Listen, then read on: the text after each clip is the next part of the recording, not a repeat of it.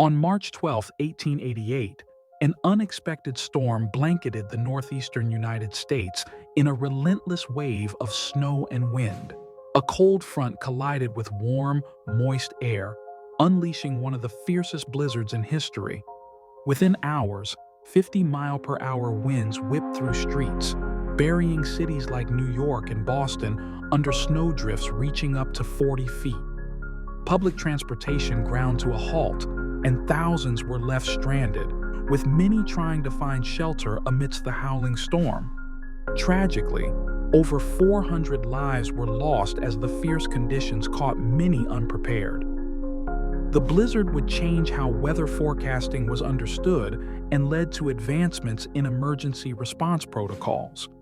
This devastating blizzard left a lasting impact on urban planning and the management of natural disasters, highlighting the power of nature and the need for better preparation against unforeseen circumstances.